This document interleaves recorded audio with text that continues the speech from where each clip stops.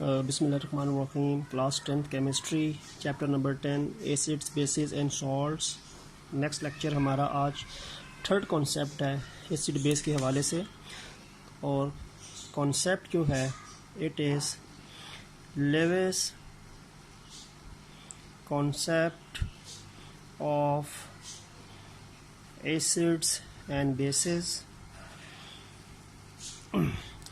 ये कॉन्सेप्ट देने की ज़रूरत इसलिए पेश आई क्योंकि हर एसिड प्रोटॉन डोनर या हर बेस प्रोटॉन एक्सेप्टर नहीं होती, जिस तरह के ब्रॉन्स्टन-लॉरी कॉन्सेप्ट में कहा गया था। कुछ ऐसे एसिड्स भी हैं जो प्रोटॉन डोनर नहीं हैं लेकिन वो एसिड्स हैं, और कुछ ऐसी बेसिस भी हैं जो प्रोटॉन एक्सेप्टर नहीं हैं लेकिन वो बेसिस हैं।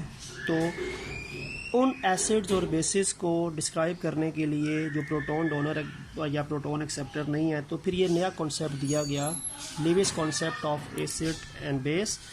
और ये कॉन्सेप्ट जो था ये 1923 में G.N.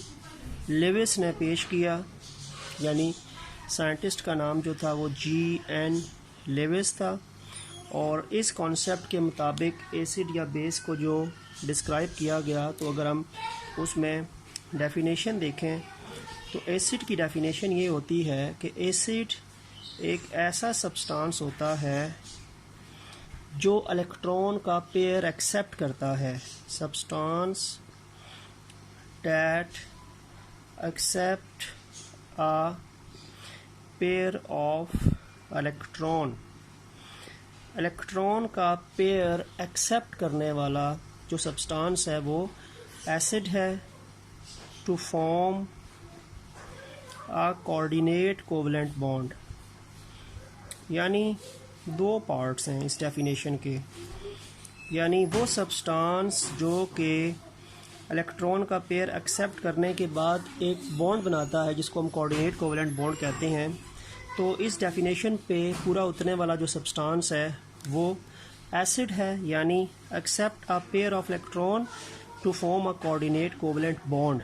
कोऑर्डिनेट कोवेलेंट बॉन्ड और कोवेलेंट बॉन्ड में ये डिफरेंस होता है कि जो कोवेलेंट बॉन्ड होता है उसमें दोनों एटम जो कि कोवेलेंट बॉन्ड जिनके दरमियान बन रहा होता है, दोनों अपने इलेक्ट्रॉन म्यूचुअली शेयर करते हैं, दोनों का इक्वल कंट्रीब्यूशन होती है उस बॉन्ड फॉर्मेशन में, जो इलेक्ट्रॉन उसमें इन्वॉल्व होते हैं। लेकिन कोऑर्डिनेट कोवेलेंट बॉन्ड में ये होता है कि जो बॉन्ड बनता है उसमें जो इलेक्ट्रॉन होते हैं, शेयर्ड इलेक्ट्रॉन पेयर, वो एक ही एटम की कंट्रीब्यूशन होती है। तो एक एटम जो है वो इलेक्ट्रॉन पेयर कंट्रीब्यूटर होता है उस बॉन्ड में, दूसरे एटम का उस कंट्रीब्यूटेड इलेक्ट्रॉन में कोई हिस्सा नहीं होता जो बॉन्ड फॉर्मेशन में यूज़ होते हैं। ठीक है, तो ये फ़र्क होता है। कोवेलेंट बॉन्ड में म्यूचुअल शेयरिंग ऑफ इलेक्ट्रॉन होती है, कोऑर्डिनेट कोवेलेंट बॉन्ड में म्यूचुअल नहीं होती, शेयरिंग ऑफ इलेक्ट्रॉन है, लेकिन उसमें एक एटम जो होता है वो इलेक्ट्रॉन पेयर शेयर करता है, बॉन्ड बनाता है, दूसरे एटम का उस बॉन्ड के इलेक्ट्रॉन में हिस्सा नहीं होता, यानी सोर्स नहीं होती। ठीक है, तो अगर मैं बात करता हूँ बेस की बात करूँ अकॉर्डिंग टू लेविस कॉन्सेप्ट, तो थोड़ा सा रिवर्स हो जाएगा। उसमें प्रोटॉन इलेक्ट्रॉन पेयर एक्सेप्ट की बात है, तो इसमें इलेक्ट्रॉन पेयर डोनेट की बात होगी। सब्सटेंस दैट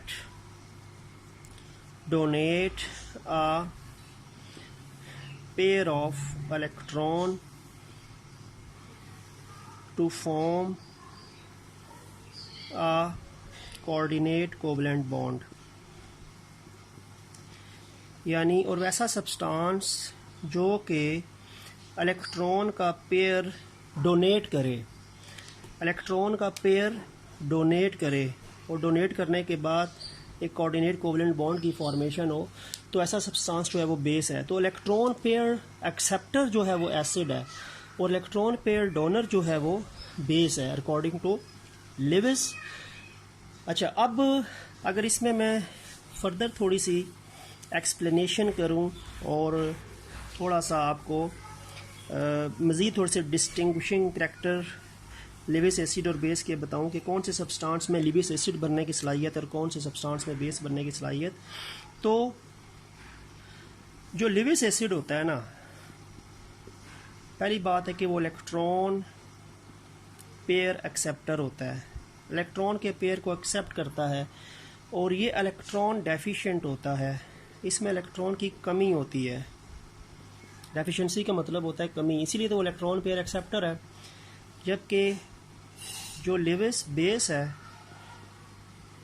वो पहली बात है कि इलेक्ट्रॉन पेयर डोनर है, ठीक हो गया, और वो इलेक्ट्रॉन एफिशिएंट होती है, उसमें इलेक्ट्रॉन्स ज़्यादा होते हैं। तो इलेक्ट्रॉन ज़्यादा हैं इसीलिए वो डोनेट कर सकती है, तो वो इलेक्ट्रॉन एफिशिएंट स्पीशी होती है। जबकि जो लेविस एसिड होता है वो इलेक्ट्रॉन डेफिशिएंट स्पीशी होती है, ठीक हो गया। और अब अगर मैं आपको एग्जांपल से ये प्रूव करके दिखाऊं कि लेविस एसिड कौन सा है, लेविस बेस कौन सा है, तो उसमें दो एग्जांपल्स की बात करते हैं। फर्स्ट एग्जांपल जो आपकी बुक पे दी हुई है वो दी हुई है जी Cl-H बॉन्ड बना हुआ है plus H2O water, lone pair हैं दो, इट विल फॉर्म, रिवर्सिबल है, रिएक्शन फॉरवर्ड रिवर्स दोनों स्टेट में चलेगा।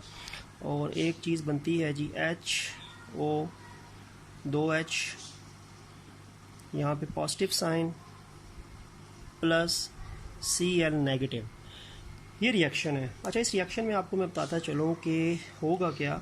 दरअसल इस रिएक्शन में होना ये है कि ये जो हाइड्रोजन है जो अभी Cl का हिस्सा है, ये हाइड्रोजन यहाँ से H पॉजिटिव की फॉर्म में निकलेगा। H पॉजिटिव की फॉर्म में निकले का मतलब है कि ये अपना इलेक्ट्रॉन जो इस बॉन्ड में इन्वॉल्व हो रहा है ये छोड़ के जा रहा है, क्योंकि क्लोरीन के पास टोटल इलेक्ट्रॉन 7 थे, 6 ये हैं, 7वां इलेक्ट्रॉन इसका यहाँ पे है और हाइड्रोजन का भी एक इलेक्ट्रॉन यहाँ पे है, ठीक है। यानी एक इलेक्ट्रॉन इस बॉन्ड के अंदर एक इलेक्ट्रॉन हाइड्रोजन का है और एक इलेक्ट्रॉन क्लोरीन का है। अब हो क्या रहा है कि ये जो हाइड्रोजन है ये अपना इलेक्ट्रॉन जो इस बॉन्ड में इन्वॉल्व हो रहा है ये छोड़ेगा, तो ये H पॉजिटिव बनेगा, यानी प्रोटॉन बनेगा। अब इसके पास इस टाइम कोई भी इलेक्ट्रॉन नहीं है, क्योंकि ये अपना इलेक्ट्रॉन जो बॉन्ड वाला है वो छोड़ के जा रहा है, वो क्लोरीन को दे के जा रहा है। क्लोरीन के फिर 8 हो जाएंगे तो वो Cl नेगेटिव हो जाएगा, 7 अपने और 8वां जो हाइड्रोजन छोड़ के जा रहा है, ठीक हो गया।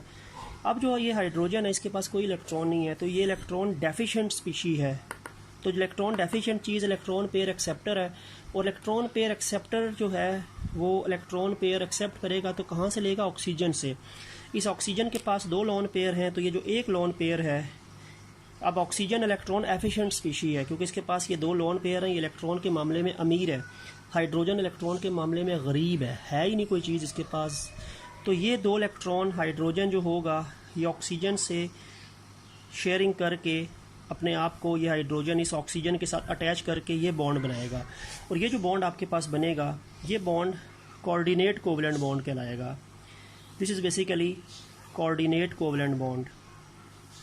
अच्छा, कोऑर्डिनेट कोवलेंट बॉन्ड क्यों कहेंगे इसको, क्योंकि इस बॉन्ड के बनने में जो 2 इलेक्ट्रॉन इस्तेमाल हो रहे हैं वो ऑक्सीजन के ही हैं, हाइड्रोजन का कोई भी इलेक्ट्रॉन नहीं है। हाइड्रोजन अपना इलेक्ट्रॉन यहाँ पे छोड़ के आ रहा है क्लोरीन के साथ जो बॉन्ड में इसका इस्तेमाल हुआ है, ठीक है।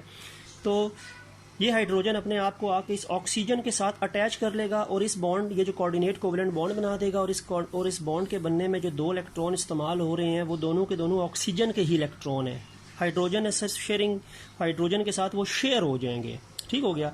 तो वो हाइड्रोजन का भी हिस्सा बन जाएंगे, लेकिन असल उसका जो मालिक है वो ऑक्सीजन है। तो ये कॉन्ट्रीब्यूटेड जो इलेक्ट्रॉन पेयर इस बॉन्ड के अंदर है वो ऑक्सीजन की वजह से है, तो इसीलिए कोऑर्डिनेट कोवलेंट बॉन्ड है, कोवलेंट बॉन्ड नहीं है।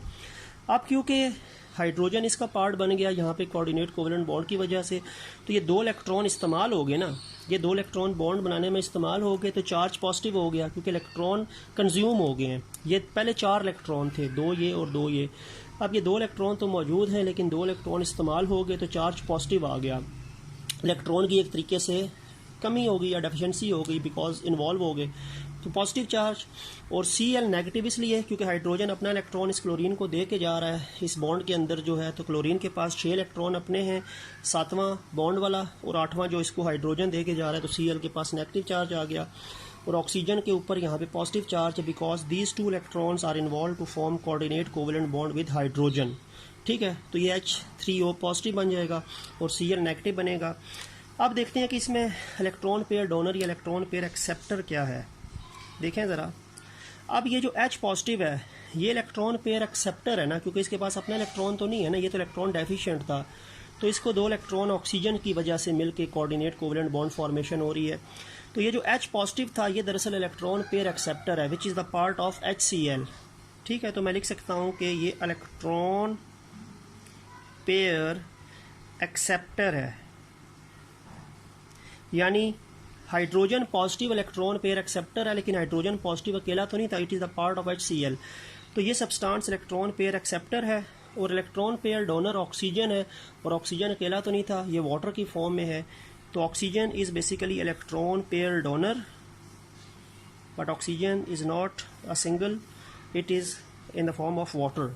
तो इलेक्ट्रॉन पेयर डोनर ये वाली स्पीशी है, ऑक्सीजन वाली जो वाटर के साथ है, और इलेक्ट्रॉन पेयर एक्सेप्टर ये हाइड्रोजन है जो HCl के साथ है। तो इस हिसाब से क्या होगा, ये जो HCl है ये इलेक्ट्रॉन पेयर एक्सेप्टर की कैटेगरी में आएगा, तो ये एसिड हो जाएगा, और ये जो H2O है इसका ऑक्सीजन इलेक्ट्रॉन पेयर डोनर की कैटेगरी में आ रहा है, तो ये बेस हो जाएगा अकॉर्डिंग टू लिविस।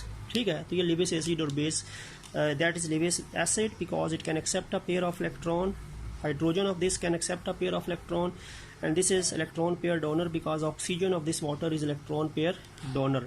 तो होता क्या है कि जो ये आपके पास HCl है इसका हाइड्रोजन इलेक्ट्रॉन पेयर एक्सेप्टर है, तो HCl as a whole acid है, और ऑक्सीजन जो वाटर का है ये इलेक्ट्रॉन पेयर डोनर है, तो H2O एज अ होल जो है वो बेस है। ठीक है, तो ये एग्जांपल आपके सामने आ गई। एक और एग्जांपल डिस्कस कर लेते हैं। टोटल 3 एग्जांपल जिसमें आपकी बुक में मेंशन है। सेकंड एग्जांपल को अगर हम देखें तो वो एग्जांपल आपके सामने है जी, NH3 ये लोन पेयर है इसके पास, प्लस HCl। अब देखिए है क्या, दरअसल हो क्या रहा है, ये जो हाइड्रोजन है सेम चीज़ है उसकी तरह। ये क्लोरीन के पास 7 इलेक्ट्रॉन है, 6 ये हैं, 7वां इसका यहाँ पे है, और हाइड्रोजन का भी 1 इलेक्ट्रॉन यहाँ पे मिला के ये बॉन्ड बना रहा है, और नाइट्रोजन के पास 5 इलेक्ट्रॉन है, 3 बॉन्ड पेयर की फॉर्म में है और एक ये लोन पेयर है। अब ये हाइड्रोजन जो है कि यहाँ से अगर निकलेगा तो ये H पॉजिटिव की फॉर्म में निकलेगा, यानी ये अपना इलेक्ट्रॉन जो इस बॉन्ड का है वो छोड़ के जा रहा है, इस बॉन्ड के अंदर ये अपना इलेक्ट्रॉन छोड़ के जा रहा है, जिसके नतीजे में क्लोरीन के 6 इलेक्ट्रॉन ये 7वां अपना और 8वां जो हाइड्रोजन छोड़ के जा रहा है, तो वो निकाल के क्लोरीन के पास 8 इलेक्ट्रॉन हो जाएंगे, तो Cl नेगेटिव लिखा हुआ है। तो Cl नेगेटिव का मतलब ये है कि आपके पास बेसिकली कि जो आपके पास क्लोरीन नेगेटिव चार्ज में आ रहा है, बिकॉज क्लोरीन के पास 7 इलेक्ट्रॉन अपने हैं, 6 जो आपको नज़र आ रहे हैं 7वां इस बॉन्ड का, और 8वां इलेक्ट्रॉन जो हाइड्रोजन लेफ्ट करके जा रहा है क्योंकि हाइड्रोजन प्रोटॉन की शक्ल में जा रहा है, तो क्लोरीन Cl नेगेटिव हो जाएगा। पीछे आपके पास जो चीज़ बचेगी वो बचेगी, ये जो हाइड्रोजन के पास कोई इलेक्ट्रॉन नहीं है, ये इलेक्ट्रॉन डेफिशिएंट चीज़ है, तो ये इलेक्ट्रॉन पेयर एक्सेप्टर होगा। वो इलेक्ट्रॉन का पेयर इसको कहाँ से मिलेगा, ये अमोनिया वाला मिलेगा। अमोनिया के पास इलेक्ट्रॉन पेयर मौजूद है, तो ये इलेक्ट्रॉन एफिशिएंट चीज़ है, ये इलेक्ट्रॉन दे सकता है, तो ये इलेक्ट्रॉन पेयर डोनर हो जाएगा, और HCl का जो हाइड्रोजन है वो इलेक्ट्रॉन पेयर एक्सेप्टर हो जाएगा। तो आपके पास सिचुएशन कुछ इस तरह बनेगी कि नाइट्रोजन के पास 3 हाइड्रोजन तो पहले के थे ना, 3 हाइड्रोजन तो पहले के हैं जो कोवलेंट बॉन्ड है, और चौथा हाइड्रोजन आके जो HCl से इसके पास जुड़ रहा है।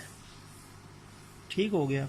और अब ये जो एक बॉन्ड बन रहा है, ये जो एक बॉन्ड बना है, this is coordinate covalent bond, ये कोऑर्डिनेट कोवलेंट बॉन्ड है, this is the coordinate covalent bond. क्योंकि 3 बॉन्ड तो पहले के बने हैं वो तो कोवलेंट है, लेकिन ये कोऑर्डिनेट कोवलेंट बॉन्ड है क्योंकि इस बॉन्ड के बनाने में दोनों के दोनों इलेक्ट्रॉन नाइट्रोजन के हैं, हाइड्रोजन का कोई इलेक्ट्रॉन नहीं है। म्यूचुअल शेयरिंग नहीं हो रही, शेयरिंग सिर्फ नाइट्रोजन की एंड से हो रही है।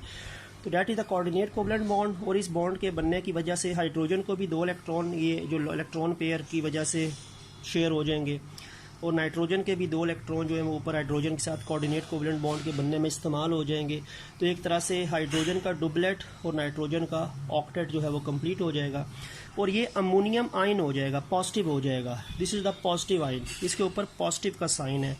पॉजिटिव की रीज़न क्या है, पॉजिटिव की रीज़न ये है कि यहाँ पे इलेक्ट्रॉन मौजूद थे, ये जो 2 इलेक्ट्रॉन नज़र आ रहे हैं, और यहाँ पे वो 2 इलेक्ट्रॉन कोऑर्डिनेट कोवलेंट बॉन्ड बनाने में इस्तेमाल हो गए, तो इलेक्ट्रॉन की कंजम्पशन होगी तो चार्ज पॉजिटिव आ गया। तो क्लोरीन के पास नेगेटिव चार्ज इसलिए आ रहा है क्योंकि हाइड्रोजन अपना एक इलेक्ट्रॉन जो बॉन्ड का है वो छोड़ के जा रहा है, तो उसके पास 7 इलेक्ट्रॉन होने चाहिए तो 8 हो गए हैं, तो एक इलेक्ट्रॉन उसके पास हाइड्रोजन का मिले तो वो नेगेटिव चार्ज हो गया। अब ये HCl का जो हाइड्रोजन है वो इलेक्ट्रॉन पेयर एक्सेप्टर है ना, वो इलेक्ट्रॉन जाके नाइट्रोजन से एक्सेप्ट करके वो कोऑर्डिनेट कोवलेंट बॉन्ड बना रहा है। तो ये जो स्पीशी है ये बन जाएगी एसिड, बन जाएगी लिविस एसिड बन जाएगी, और नाइट्रोजन के 2 इलेक्ट्रॉन डोनेट होंगे ना, हाइड्रोजन के साथ डोनेट या शेयर होंगे और वो कोऑर्डिनेट कोवलेंट बॉन्ड बनेगा, तो ये बेस बन जाएगी।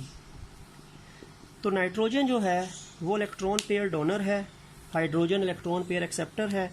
तो hydrogen is a part of HCl, तो HCl एसिड है, इलेक्ट्रॉन पेयर एक्सेप्टर का पार्ट है, इलेक्ट्रॉन पेयर एक्सेप्टर का पार्ट हो गया।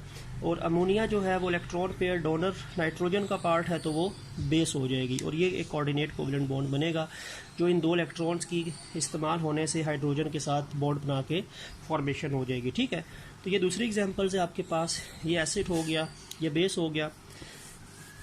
थर्ड एग्जांपल पे आते हैं। थर्ड एग्जांपल एक क्वेश्चन भी बनता है, उसमें BF3 का जिक्र है, बोरॉन ट्राइफ्लोराइड का जिक्र है कि बोरॉन ट्राइफ्लोराइड जो होता है वो लिविस एसिड क्यों है। अब एग्जांपल क्या है, BF3, बोरॉन के पास 3 इलेक्ट्रॉन है और 3 इलेक्ट्रॉन फ्लोरीन के भी साथ अटैच हो गए, तो टोटल 6 इलेक्ट्रॉन हो गए। यानी बोरॉन जो है, B फॉर बोरॉन। बोरॉन जो है इसके पास 3 इलेक्ट्रॉन्स थे, ग्रुप 3 का हिस्सा है, और इसके साथ 3 फ्लोरीन ने भी अपना एक इलेक्ट्रॉन शेयर कर दिया है। तो बोरॉन के पास 2 इलेक्ट्रॉन इस बॉन्ड में, 2 यहाँ पे और 2 यहाँ पे, टोटल बोरॉन के पास 6 इलेक्ट्रॉन है।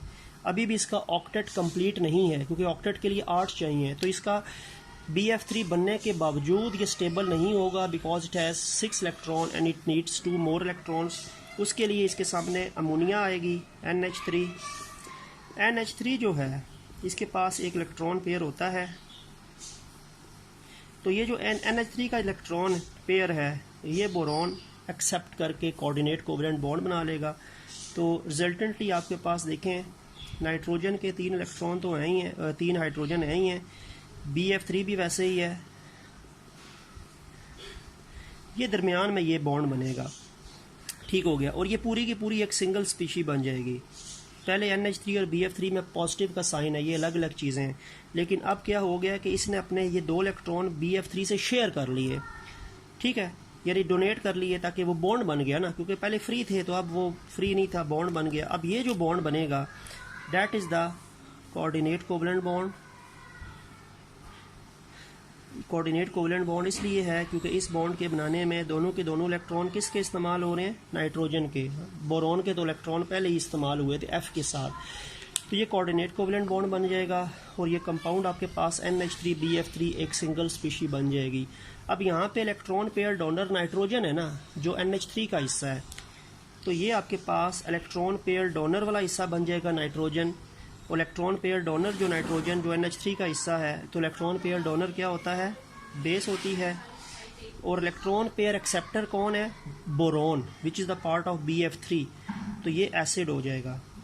तो BF3 एसिड है क्योंकि ये इलेक्ट्रॉन पेयर एक्सेप्ट कर रहा है, और NH3 जो है ये बेस है बिकॉज इसका नाइट्रोजन इलेक्ट्रॉन पेयर डोनेट कर रहा है। तो नाइट्रोजन इलेक्ट्रॉन पेयर डोनर है NH3 की फॉर्म में, बोरॉन इलेक्ट्रॉन पेयर एक्सेप्टर है BF3 की फॉर्म में, तो ये आपके पास एसिड के तौर पे एक्ट करेगा, ये बेस के तौर पे एक्ट करेगा। ठीक हो गया। अब इसका बिल्कुल आखिरी पॉइंट पे आते हैं, आपकी बुक के पेज नंबर 26 पे एक सेल्फ असेसमेंट दी हुई है जी, सेल्फ असेसमेंट नंबर 10.2। और ये जो क्लास 10th की हम बुक पढ़ रहे हैं ये नेशनल बुक फाउंडेशन है, NBF, फेडरल बोर्ड से एफिलिएटेड जितने भी इंस्टीट्यूट्स हैं वहाँ पे ये पाई जाती है। तो इसके अंदर क्या है, क्वेश्चन ये है कि हमने आइडेंटिफाई करना है कि लिविस एसिड कौन सा है और लिविस बेस कौन सी है। लिविस एसिड और लिविस बेस को आइडेंटिफाई करना है। ठीक है, पहला रिएक्शन है Cl नेगेटिव जमा AlCl3, it will form AlCl4 as a whole, negative का साइन है।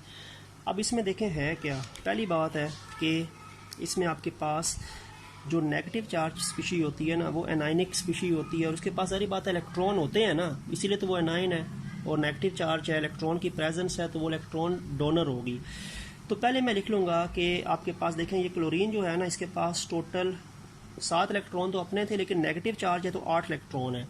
ठीक है, नेगेटिव चार्ज का मतलब इसके पास 1 इलेक्ट्रॉन आया हुआ है बाहर से, 7 अपने हैं, 1 बाहर से आ गया है। एल्युमिनियम के पास 3 इलेक्ट्रॉन होते हैं, 3 से बिलोंग करता है, तो तीनों इलेक्ट्रॉन 3 क्लोरीन के साथ मिला के बॉन्डिंग कर लेते हैं। तो एल्युमिनियम के 3 इलेक्ट्रॉन जो थे वो 3 क्लोरीन के साथ इस्तेमाल कंज्यूम हो गए, तो AlCl3 बन गया। इस टाइम एल्युमिनियम के पास कोई इलेक्ट्रॉन नहीं है, क्लोरीन के पास टोटल 8 इलेक्ट्रॉन मौजूद हैं।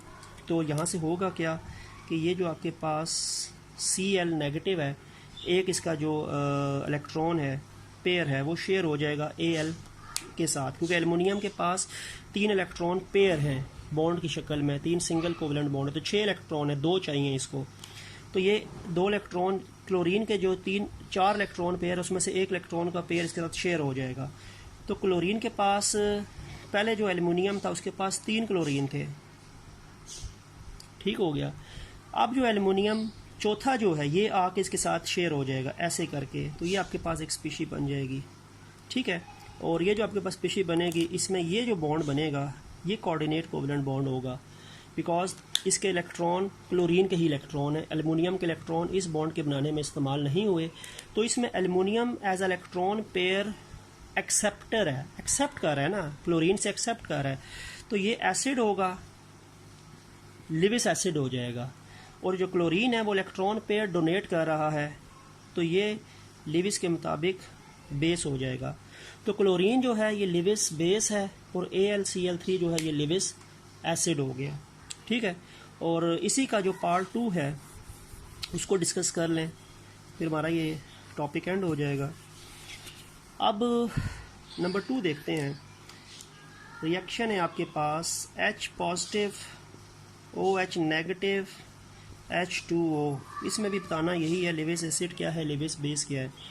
H पॉजिटिव के पास तो कोई भी इलेक्ट्रॉन नहीं है, इसलिए पॉजिटिव चार्ज है। OH नेगेटिव का ये वाला सिंबल होता है इसके पास, यानी ये टोटल आप कह सकते हैं कि इसका स्ट्रक्चर बनता है OH नेगेटिव का।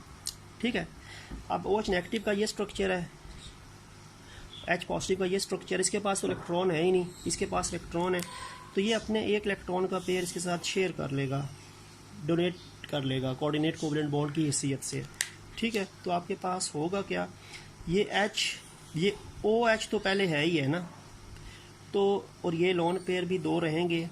ये जो 1 इलेक्ट्रॉन है ना, ये वाला इलेक्ट्रॉन पेयर ये हाइड्रोजन के साथ शेयर हो जाएगा ऐसे करके, तो ये शेयर होने के नतीजे में ये H2O बन जाएगा।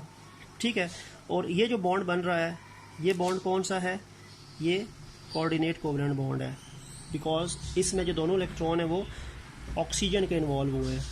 ठीक है, और ऑक्सीजन से इन्वॉल्व हो के हाइड्रोजन को इसने ऑक्सीजन ने अपना हिस्सा बना लिया, कोऑर्डिनेट कोवेलेंट बॉन्ड बन गया, तो ये H2O बन गया, H hydrogen and 2 hydrogen and 1 oxygen. 1 hydrogen पहले था, 1 coordinate covalent bond electron pair donate करके जो बनेगा। तो इसमें इलेक्ट्रॉन पेयर डोनर कौन है, ये है ना, OH है ना, तो यानी ये आपके पास बेस है ना, लिविस के मुताबिक बेस है। और इलेक्ट्रॉन पेयर एक्सेप्टर क्या है, H पॉजिटिव, तो ये लिविस के मुताबिक जो है वो एसिड है, तो ये लिविस एसिड हो जाएगा, ये लिविस बेस हो जाएगी। इसके पास इलेक्ट्रॉन ज़्यादा थे तो इसने इलेक्ट्रॉन डोनेट करने की सलाहियत करके कोऑर्डिनेट कोवेलेंट बॉन्ड बना लिया, और इसने इलेक्ट्रॉन जो है वो एक्सेप्ट किए।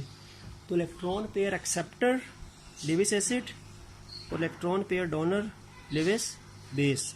तो आपके पास ये टॉपिक भी सेल्फ असेसमेंट के हिसाब से कंप्लीट हो जाएगा। तो यहाँ पे हमारा Lewis acid concept of acid base जो है वो कंप्लीट हो गया। इंशाल्लाह नेक्स्ट लेक्चर, नेक्स्ट वीडियो के साथ हम सेल्फ आयनाइजेशन ऑफ वाटर और बाकी रिमेनिंग टॉपिक को भी कवर करेंगे। तो नेक्स्ट वीडियो तक के लिए अल्लाह हाफिज़।